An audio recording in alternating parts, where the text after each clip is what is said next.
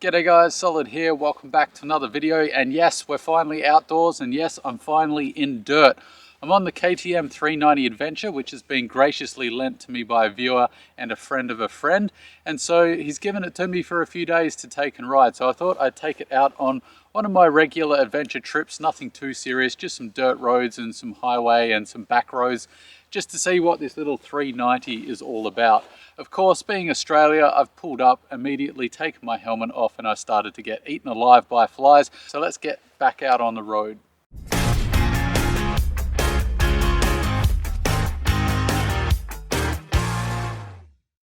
So let's talk about specs before we jump out on the road. We're working with a single cylinder here that makes roughly 43.5 horsepower and 35 newton meters of torque out of its 370 odd cc. So that's pretty respectable.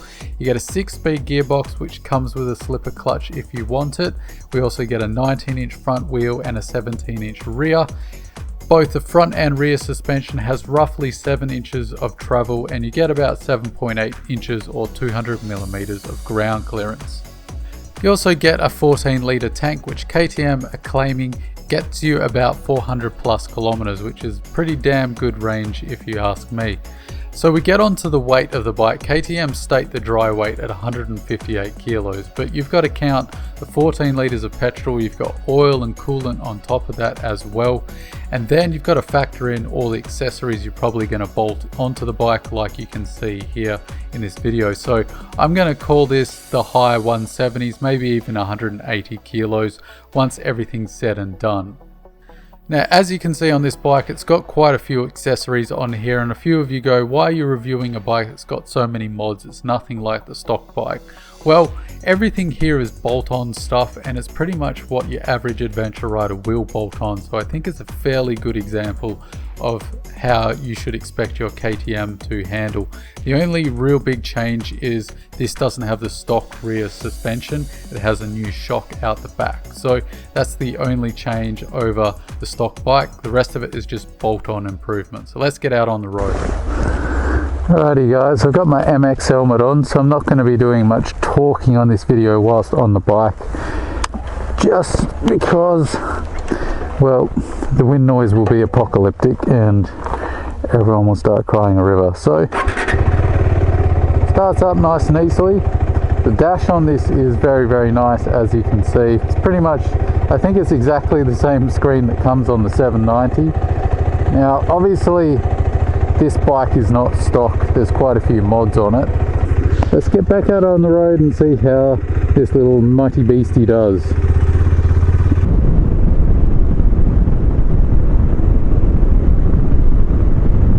So I'm going to do my usual thing and split this video up and go through the good and bad on the road and then the good and the bad off the road. So we'll dive into what I really liked about this bike on the road as an adventure bike.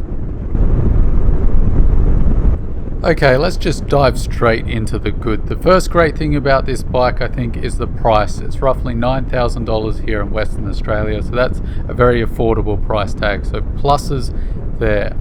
The other great thing about this bike that's immediately apparent is the handling. This bike handles really well in the twisties. It's a lot of fun. I have a super sport background, so I really appreciated being able to fling this thing around in the corners. The other great thing is the performance on the road. For a single cylinder, this has a respectable amount of performance. That 43.5 horsepower really goes a long way. It's quite revvy and engaging, and the power is very linear, so that's also a plus in my books. The slipper clutch was also a very nice thing to have, especially in the traffic. I found not having to use the clutch, that's always a nice bonus, so points there to KTM for that. The other really good thing on the road, obviously it goes into the handling here, is the suspension. The suspension on this is, I think, easily a cut above the rest of the competition. So I've ridden the CB500X, the Versys X300, the G310GS and the Honda Rally 250, and this by far has the best suspension on the road. It's really good. So pluses there for KTM with their performance of the suspension. The last plus that I've got written down here is the tech, and that's what I think sets this bike apart from the other adventure bikes, and it is really how KTM has brought the small adventure bike forward in my eyes is the tech. You get traction control here. Some of you are going to argue that you don't need traction control on such a low powered bike. I disagree. Traction control on any bike when you've got knobbies and it's wet and you're on the road is a godsend. So I've really enjoyed that they've spent the time to put traction control on this bike. They've also got switchable ABS. That's not really groundbreaking, but it's nice to have. And the other major factor that I really like, that seems small but is really just nice, is that screen. It's off the 790 and it has Bluetooth connectivity, so you can hook it up to your GPS, to your phone, so you can have your audio running through there. So it's just a nice creature comfort to have, and I'm kind of confused as to why most adventure bikes don't have this at the moment. So that's good to see that KTM have put this on such a affordable little adventure bike. So the last good thing in my column is the fuel range on this bike. You're definitely not going to get fuel anxiety. I did about 200 kilometers on this bike and I only used half a tank. So I think KTM's claim that you could probably get over 400 kilometers of range is probably true. So it's nice to have a bike where you're not worrying about where the next petrol station is between dirt tracks. So that's great to see. Now we move on to the bad. So there are some things that I didn't like about this bike. So the most apparent thing to me was the vibes. You really do feel the vibrations through the handlebars and the pegs at anything over 80 kilometers.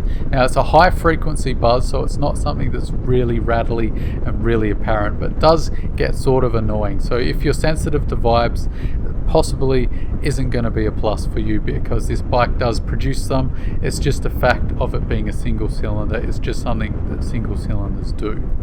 So the final thing I found frustrating on the road in the bad column was the ergonomics. There's no way around saying this. If you're over 5'11", this bike is not going to fit you. This is a 5'10" and under bike. Unfortunately, I'm a bit tall, so this bike really didn't suit me well. I was quite uncomfortable. I think with some bar risers and some pegs that lowered it down, it could make it better. But fundamentally, this is a small frame bike, so if you're a big bloke, this probably isn't the bike for you.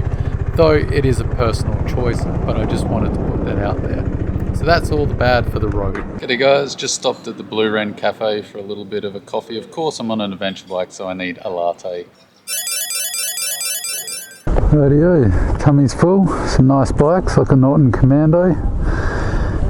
Just had my coffee, now it's time to find some dirt.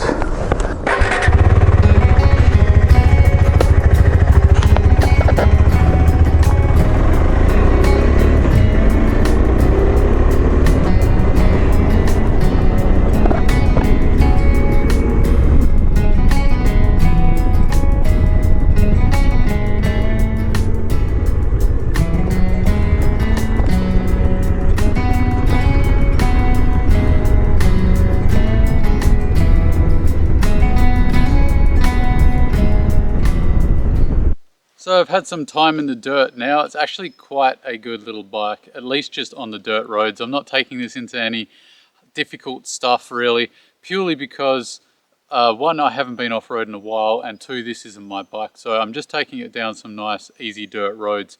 But for that kind of work, this bike is pretty damn good. Now, I was saying along the dirt roads here that the standing position is god-awful if you're tall. So that is a little bit frustrating. The other thing I've noticed is the foot pegs. They seem to lean you forward slightly too, which is a little bit weird. It's not bad off on the dirt. It's actually very composed. Even having not been off-road recently, this definitely, you feel comfortable in the dirt pretty quickly. Don't get it in your head that this can replace a small single cylinder dual sport, but it's definitely quite accomplished. What's eventually going to undo you is those cast wheels and the ground clearance. Those two things are going to be what undoes you if you're really wanting to push this bike hard, but I doubt many people are. Being realistic, this is an adventure bike, and can it adventure? The answer is yes. So just to clarify the good and the bad there, now that I've had some time to think about it off-road. So One thing that was surprising is how competent the suspension is off-road, given that it doesn't have the general clearance that you would expect for an off-road bike. It does only have 7 inches of travel, so that suspension is actually pretty damn good. I was surprised at how well this tracked through the dirt, how easily it soaked up the bumps, and just how comfortable it made me feel immediately off-road, as like I said, I'd had quite a break. Now obviously this stuff I'm doing is super simple, easy dirt roads. I'm not really pushing the bike, but again, this is the kind of riding that I think a lot of people will end up doing with this bike. So the suspension is definitely a plus.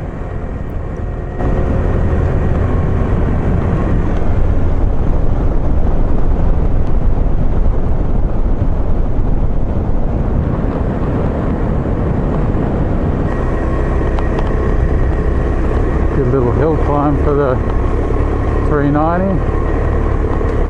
So the other real plus about this bike is the center of gravity. It's quite an easy bike to maneuver around at slow speeds, even if you have to get off it and push it around in the dirt. That center of gravity really lends itself to being very appealing, I think, to a new to dirt rider or someone getting back into it after a break. So that center of gravity is a real godsend here in the dirt. It's certainly much better than most dual sports and enduros, as the taller you generally get the suspension, the more top heavy a bike is going to feel. So that was a definite plus here. The slipper clutch also really made it enjoyable in the dirt. Just piddling around in the dirt, not having to worry about the clutch. It's as nice to have on the road as it is off the road. So that was another plus for me. Now we move on to the bad, and the first one for me is that cast alloy wheels. I really would have liked to have seen spoked wheels on there so I could run some tubes on this bike and really drop the pressures for off-road to give me the confidence in the real rocky stuff and in deep sand. So that's my first complaint about the KTM off-road. The second one is the ground clearance. Now I'm not the kind of guy who can really pop the front wheel at will, so getting over logs I usually try and bounce the front suspension, which means I rely heavily on the ground clearance of the bike. And I can see this bike with its 7.8 inches of ground clearance is going to get undone when you're trying to get over some real sharp rocky inclines or declines or trying to hop logs. So that's another thing that's in my bad column. The other thing that I didn't like about this bike is its lack of torque down low. Like I said, this is a very revvy and engaging engine, so if you like to be on the boil all the time, then it might be fine. But I really enjoy that tractor factor out of a bike, so I was quite frustrated that this bike doesn't have much torque down low, which is where I like an engine to make its power for the off-road component of riding. So again, these are more niggles than rather me not really enjoying this bike, but I think the things that you need to know and be aware of before getting into the bike. So lack of torque down low is another thing in the off-road section. And the final thing is obviously the ergos. It didn't fit me on the road, so it's clearly not going to fit me off-road even standing up. So again, if you're a tall rider, perhaps look at something that has a little bit larger of a frame, as a KTM really I think is made for someone over 5'10". So now that's about it for the good and the bad. We're going to head to the garage where I'm going to give a debrief. Forgive me if I'm not looking very enthusiastic, as I was pretty worn out. So what do I think about this bike overall? Well, I wanted to address Dave's review of this from Motorcycle Adventure Dirt Bike TV. He really talked about this bike in a way I think that overstated how good it is. This is quite a capable little adventure bike, but for someone with average skills, I don't think you'll be doing much more than twin tracks. This really does start to show its flaws once you start pushing it in the harder stuff off-road. Now that's not a criticism, it's just reality. Basically this is just a KTM Duke 390 with a 19-inch front wheel and some longer travel suspension. That's all it is at the end of the day. So don't fool yourself that this is going to be a KTM EXC 500, because it isn't, it just isn't. But that's fine. This is a very competent little adventure bike and it does exactly what it should do. So how does it stack up to the competition? Because I have ridden the CB500X, the Versys 300, the G310 GS, and the Rally 250 from Honda. So compared to all these bikes, I would say this is my second favorite out of all of those bikes I just listed. Now, if it was going to be my primary off-road machine. Out of all those bikes I just listed, this would be my number one. But if I was just doing a little bit of everything and I had an enduro or a dual sport for the very difficult off-road, I'd probably choose the CB500X just because of the parallel twin. It has a little bit bigger of a frame, so ergonomically I fit a bit better, and that motor has a bit more torque and is just a little more my style of riding. But that really is splitting hairs at the end of the day, as I'd be perfectly happy with this in my garage as long as I had a more off-road capable bike. I don't think I could have this as my only bike, as I simply wouldn't be confident taking this down single track trails because I'm not that good of a rider. So who do I think this is for? Well, I think this will be great for the entry-level rider. The person wanting to get into adventure riding, this is going to be very easy to learn on dirt roads and dirt trails. It's going to be easy to pick up. It's still going to be very comfortable doing long stretches and your camping trips. It's going to have enough power to keep up with the big bikes, more than enough power for that. So anyone that tells you it doesn't, they're lying. Maybe if you're a 350 pound, 6'10" bloke and you've got 600 liters of luggage on the back, you might struggle. But if you're just a regular sized person and you pack light, you'll be able to keep up with your mates with their big Africa twins and their GSs, no problem. And they're all going to be wishing that they had your bike when they hit the dirt. So great for the entry-level rider. Also for the bloke that's coming back from riding after many, many years and is taking the reasonable route back into motorcycle riding and wants something he or she can handle, this is going to be a great option. This is also a contender for the one and only bike. Now, there's a lot of people out there that just can't justify the expense or afford two motorcycles. So if you kind of lean towards more the adventure style riding, then this could be a really good one job bike.